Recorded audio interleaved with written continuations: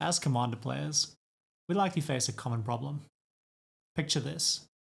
You're playing your favorite aggro deck, maybe something deplorable like Light Paws. You go to combat, and suddenly you're playing with three of the world's littlest guys, all eager to break out their tiny violins, and all very eager to tell you why they should be exempt from a thumping. Let me tell you something! Let me tell you something! Well, boy, do I have a solution for you. Sergeant John Benton. There's a bunch of Doctor Who lore that goes over my head, but to me, he's the people's champion. An aggro Voltron commander that'll have your opponents all too happy to get punched in the face. He's also some of the most fun you can have with a budget deck that costs less than a precon. He's a 2/4 for 3 mana, which is decent but not impressive, and he comes with trample and haste. Those two abilities are key though, giving your commander some evasion, and also speediness to hit before your opponents have blockers. Lastly, is the reason we're playing John to begin with. When John deals combat damage to a player, you and that player both draw that many cards, giving you an engine and giving your opponent a good reason to be punched in the face. And therein lies the trap. If you're looking to build an aggro deck, you've definitely come to the right place.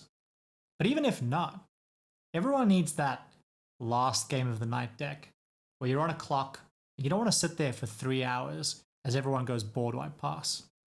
Or maybe your playgroup is just very fast and you need a base department sized answer that's suited for a good time and not a long time. Moreover, it's just a hell of a lot of fun to play. And unlike something like Light Paws, it's equally as much fun to lose to, so you won't lose your friends. Johnny B flips early game politics right on their head. Instead of your opponents singing you the song of their people, they're probably more likely to tell you why they should be attacked. And I can't really blame them. Take a few commander damage and get to draw anywhere from 3 to 5 cards? That's a banger of a deal.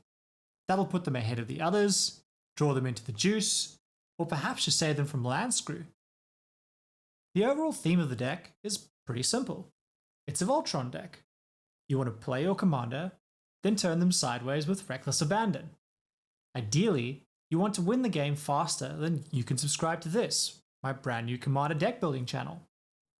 Add in a heap of pump effects, a bunch of ways to protect your payload, and a dash of defensive strategies like lifelink. That'll ensure you don't get player removed before you're the one doing the player removing. The deck runs on 33 lands and 6 ramp sources. This is a low amount of lands, but the curve is very low, with 49 1-mana spells and over 85% of the non-land cards in the deck costing 2 mana or less. It has 20 sources of protection, 30 pump spells, and 10 defensive cards, which are mostly lifelink and 2 board wipes that won't kill your commander. Normally, I'd spend a lot more time going through the individual card choices, talking about why I put things in the deck and how they synergize. In this case, given the similarities between a lot of the cards and the way that they work more in categories than as individual cards, I think I'll leave it to you to explore the deck list and see the cards for yourself. You'll notice that I run almost no removal, and that's because I've found that it dilutes the deck strategy too much. Sitting with a handful of removal in the early game and no pump spells feels really bad with this deck. Death Touch blockers are arguably the biggest problem out there, but at least in my playgroup, that's not a common problem.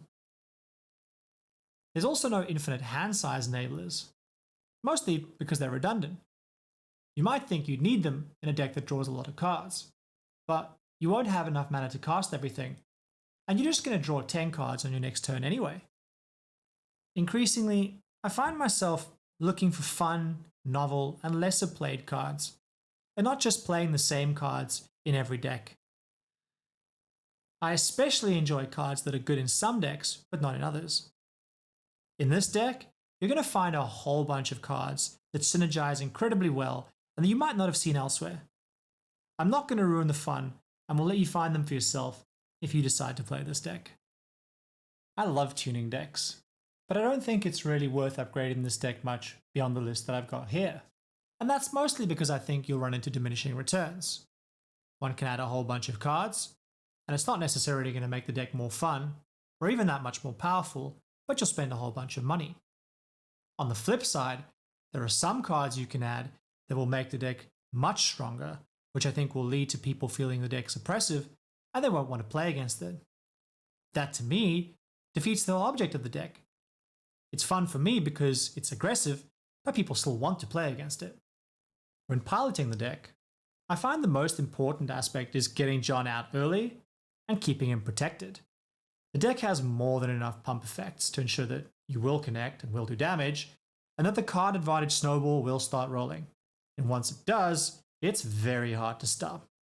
You really want to avoid situations where your commander gets removed.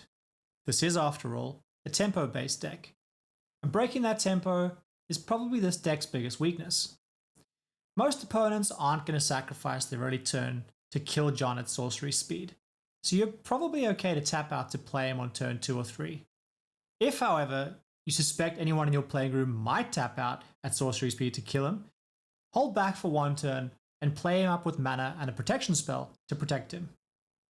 If you keep John alive, the game plan is pretty simple.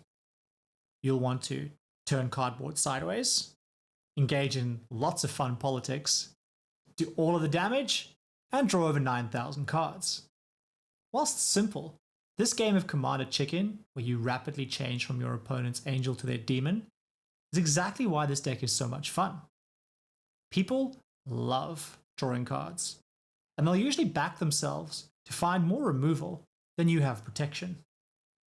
Whilst they're almost certainly wrong, it's a fun gambler that will lure them in at an alarmingly high rate. I found that even after a player dies, instead of being salty, they gleefully watch to see if your next target will fare any better. Once you get the snowball going, you're usually going to be at max hand size, and will want to make sure you hold on to a similar kind of hand at the end of each turn. That'll include a land to make sure you hit your land drops, a source of lifelink if you don't have it already, and an equal mixture of pump and protection. That should, in most cases, give you the fuel to do the same thing on your next turn, and it usually only takes a maximum of 3 attacks to kill someone. In the early game, you're going to want to prioritize connecting with your commander to assemble this ideal hand. After that, you want to prioritize killing players as fast as possible. If you've just given them a fistful of cards, you want to make sure they don't stick around to use them against you. It's worth calling out that when I built this deck, it was an idea for a budget build in my playgroup. I was building a Legends Matter deck and decided to add John mostly as a meme.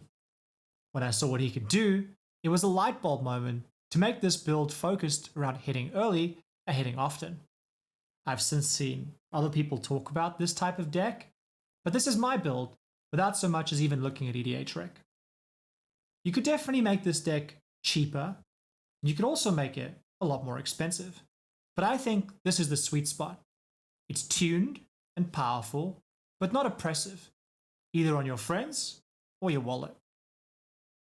This is likely the first in many such videos where I catalog some of my favorite commander decks. If you enjoyed this, I'd love it if you like and subscribe. That way I know to keep making these videos.